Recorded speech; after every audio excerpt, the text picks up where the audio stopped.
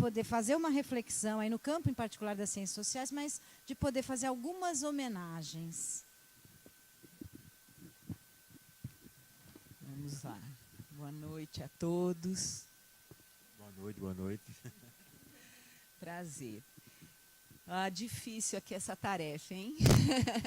A essa altura do dia, atender um pouco a encomenda do Botazo de fazer uma homenagem, um pouco falar das ciências sociais em São Paulo e fazer uma homenagem aos nossos antigos clássicos tradicionais das ciências sociais. Eu não sei muito bem por onde eu começo, acho que o momento está difícil, mas vamos lá.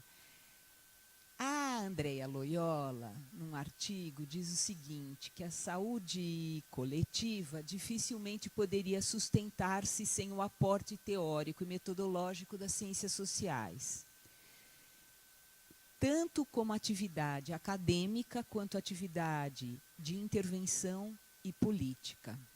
Então, para ela, as ciências sociais são centrais. E não é só ela que diz isso, né? Everardo Nunes, Kaneski, o Paim, vários deles dizem a mesma coisa, que as ciências sociais são centrais para o campo da saúde coletiva. Muitas vezes a gente olhando hoje, a gente não tem exatamente essa dimensão. Então aí eu fui me pôr a pensar um pouco quem foram as pessoas. Eu vou correr aqui o risco de deixar escapar, perder alguém, aquela coisa de sempre, né? Mas olhar um pouco os cientistas sociais, vamos dizer assim, da origem, né, do campo em São Paulo. Então, começando uma questão, né? As ciências sociais, a gente fala desse jeito, mas elas têm características diferentes nas várias regiões do país, as ciências sociais em saúde, né? São Paulo, por exemplo, tem uma tradição de que os cientistas sociais foram incorporados, não só nesta faculdade, eu vou falar um pouco depois, brevemente, mas nos departamentos de medicina e social, para o trabalho principalmente relacionado ao ensino, a relação com os serviços, ensino-serviços. Então, os cientistas sociais em São Paulo, eles entram no campo da saúde, eles entram na discussão da saúde, mas por esse lugar, prioritariamente. Se nós formos olhar, um lugar completamente diferente, por exemplo, dos cientistas sociais no Rio, que entraram a convite de programas de pós-graduação para docência e para desenvolvimento de pesquisa. Se olharmos Minas, nós vamos ter uma tradição muito semelhante à de São Paulo. Cientistas sociais entrando para fazer o trabalho de ensino, academia, serviços, por meio dos departamentos de medicina preventiva, social, residências. E o caso da Bahia é um caso também muito diferente, né? Se tratou de um projeto político, institucional, de abertura de uma nova área. Então, faço isso para dizer assim, nós somos paulistas, né? A gente tem um jeito paulista de ser. E aí, lembrando um pouco, né? Faculdade de Saúde Pública teve cientistas sociais muito antes do surgimento do campo da saúde coletiva, vinculados à área da educação sanitária, do apoio político à materno-infantil e à questão da demografia. Faculdade de Medicina aqui da USP, não preciso nem relembrar, né? Donângelo, que trabalhou com ensino médico, a clínica e epidemiologia, medicina e Estado, trabalho médico, e Amélia Con, que vai se dedicar às políticas de saúde previdenciárias, Estado e formação social brasileira. Faculdade de Medicina Unesp Botucatu. A gente tem a Masako Ida, que foi estudar a história e as políticas de saúde no Brasil com relação à formação social brasileira, a ideia de desenvolvimento, trabalho industrial, quer dizer, formação agrária e industrial, classes, estrutura produtiva, e a Ione Morita, que é um pouco mais jovem, mas que vai logo no começo também se dedicando à questão do ensino médico e estrutura academia-serviços. Faculdade de Medicina da USP de Ribeirão Preto, Zé Carlos Pereira, que tem um texto brilhante naquela que vai ser a revista ainda mimeografada, que depois será Ciência e Saúde Coletiva, sobre a relação do biológico e do social na clínica e na prática médica. Quer dizer, ele vai se dedicar ao estudo como Dom Ângelo, a prática médica, a clínica médica, com foco na questão do biológico e do social, e também interessado na questão do ensino e dos serviços. Unicamp, Everardo Nunes, Ana Maria Kaneski e um pouco posteriormente, apesar da mesma geração, Solange Labate, que era educadora sanitária e que vai para a faculdade da Unicamp. O foco na educação médica, ensino, serviços, o campo da medicina social, o campo das ciências sociais em saúde e das instituições em saúde.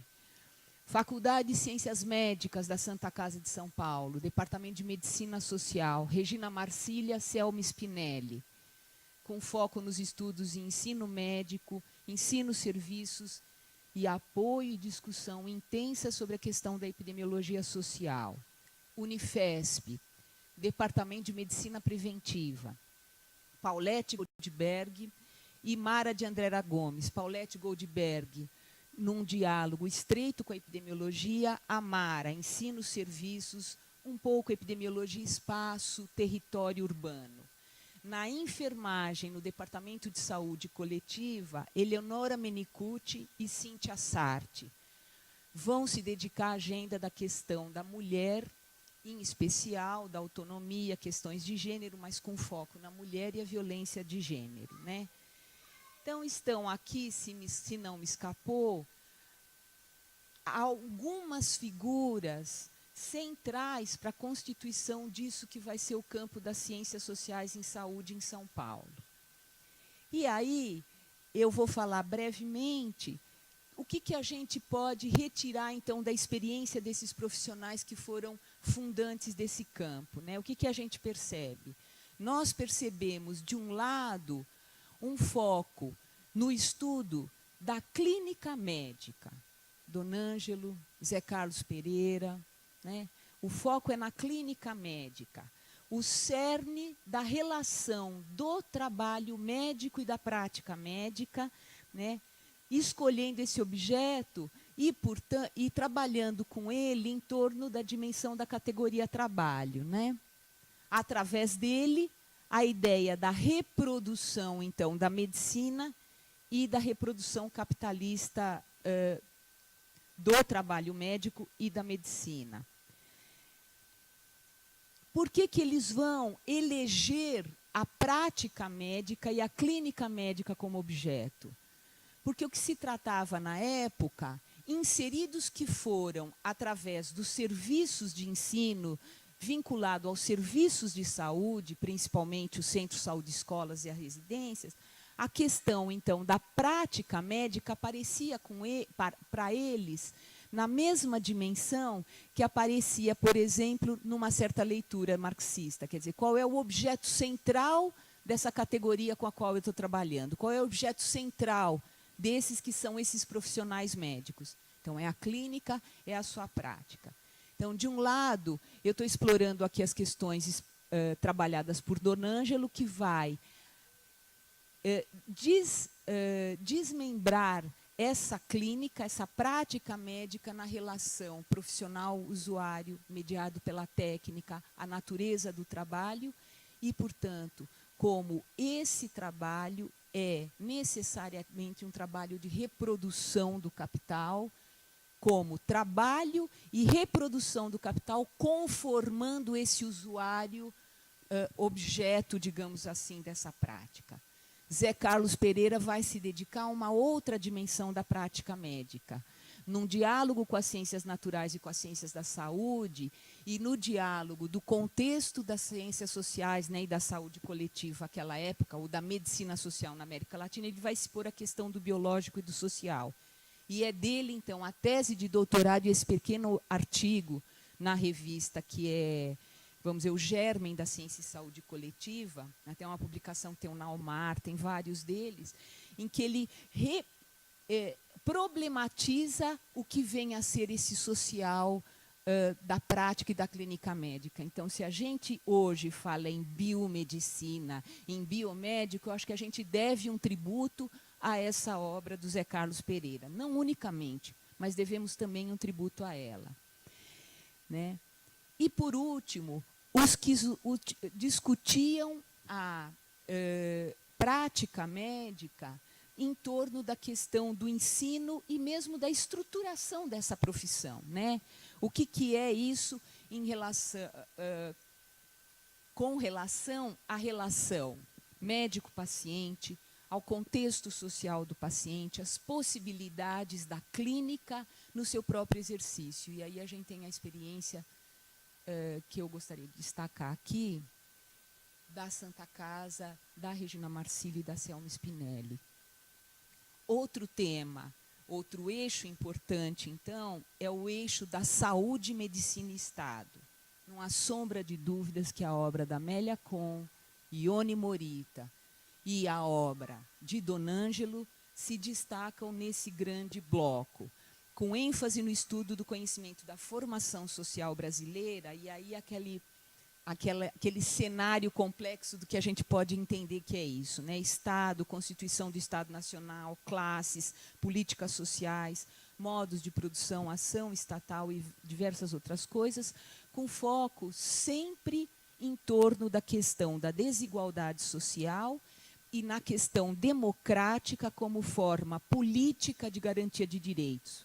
Porque nós não podemos esquecer que essas produções todas foram gestadas nos anos finais do período da ditadura, no qual a questão democrática era central para dirimir as desigualdades, era considerada central para dirimir as desigualdades sociais e a garantia dos direitos à saúde.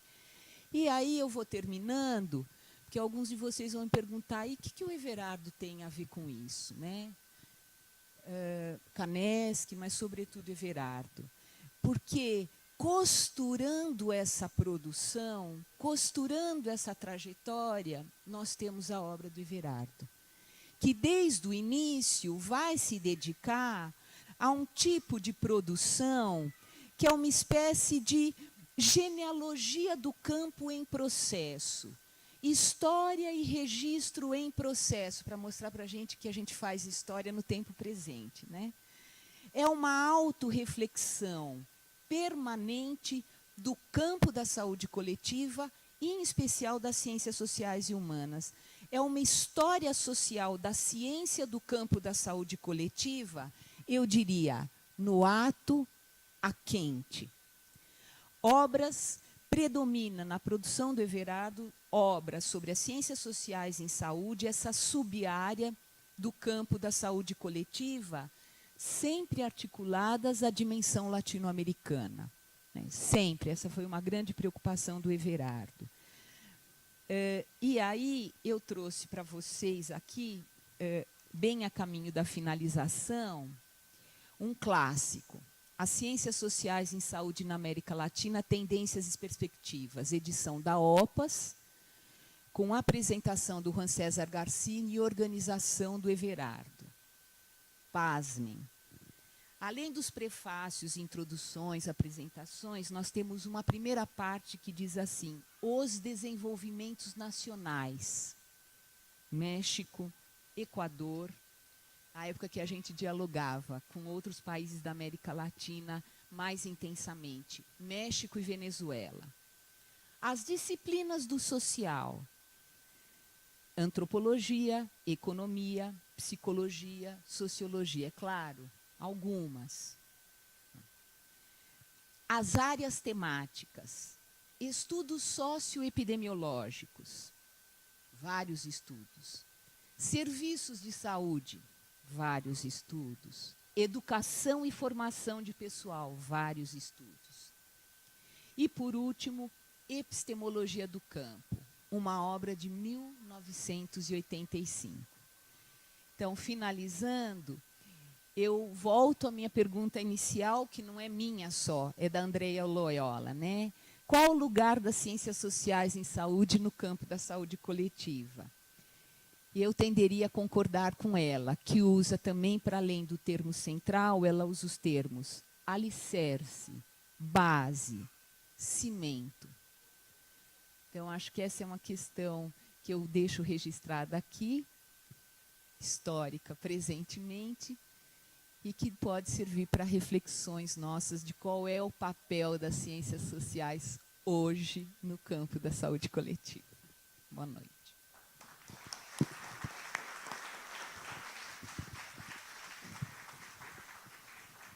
Bom, então, dentro dessa brilhante aí contextualização da Áurea, né, colocando para a gente essa contribuição, me coube aqui até uma honra, né, e também uma delicadeza de prestar homenagem registrar aqui uma homenagem à professora Regina Massiglia, né, que nos deixou este ano, recentemente, né, então a gente, o Congresso, né, a PSP, logo assim, não, vamos, né, não deixar de registrar, né, e aqui nos anais do Congresso, né, para nós o que foi, né, a professora Regina, e me coube, né, essa tarefa, que eu fico muito feliz e emocionado, porque tudo que ela representou para mim, como profissional, como pessoa, é igualável.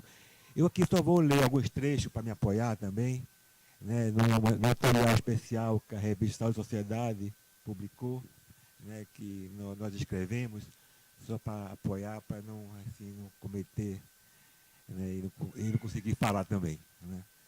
Bom, então, a saúde coletiva brasileira está de luto. Em 16 de julho deste ano, tivemos a notícia do falecimento da Regina Massiglia, que nos deixou nas primeiras horas desse dia.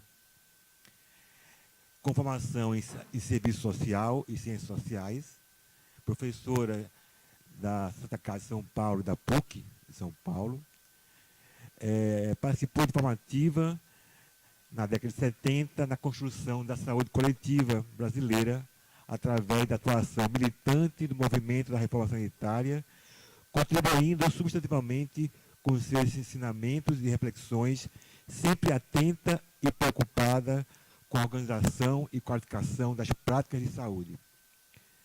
Nessa linha, atuou na Abrasco e foi uma das diretoras da PSP, né, que foi diretora, e ela sempre teve orgulho que ela e acho que o Dimitrov, né, conseguiram comprar a sede hoje da PSP com muita garra. Ela, não, vamos deixar aqui um legado para a PSP, foi a sede que sempre contávamos com muito orgulho naquela diretoria, com todos os problemas, conseguiram, né, e realmente foi um legado importante, né, físico, né, e material, né, e simbólico que ainda nós temos. Bom, a formação de recursos humanos em saúde sempre foi uma área bastante presente em suas preocupações teóricas e metodológicas. Acho que um pouco aí que a Áurea até apontou, né?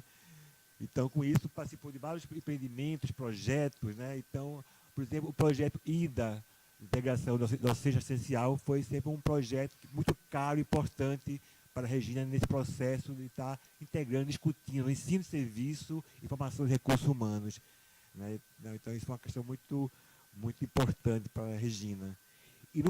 Inúmeras são as contribuições, participações e iniciativas da Regina no campo da saúde coletiva, e particularmente na educação profissional, orientando e qualificando o necessário enfrentamento da integração ensino e serviços de saúde. Nesse sentido, sempre reconheceu e valorizou, apoiando como educadora e pesquisadora a capacidade dos profissionais de saúde na produção de saberes, inovações e qualificações das práticas decisivas para o cuidado integral na saúde da população.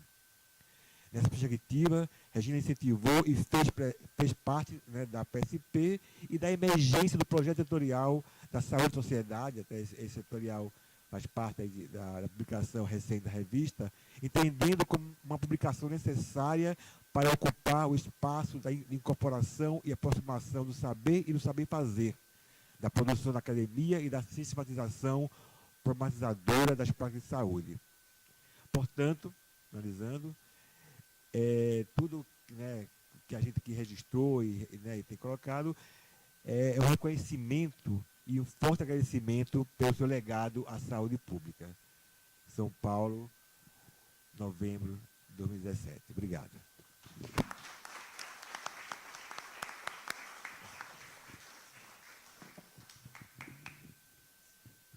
queria aproveitar e pedir, então, primeiro agradecer muito, pedir para a Áurea, que eu vou entregar, então, nossa homenagem ao professor Everardo Duarte Nunes, e eu queria aproveitar para ler, e em nome dessa leitura, que todos os nossos homenageados também vão receber, pela sua relevante contribuição científica, docente, política e afetiva ao desenvolvimento da saúde coletiva, à reforma sanitária brasileira e ao processo democrático em nosso país, o reconhecimento do 15º Congresso Paulista de Saúde Pública, Associação Paulista de Saúde Pública, novembro de 2017.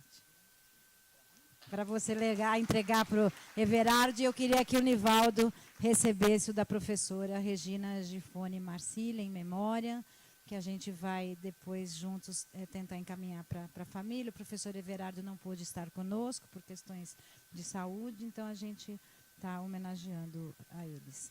Eu queria aproveitar para agradecer a diretoria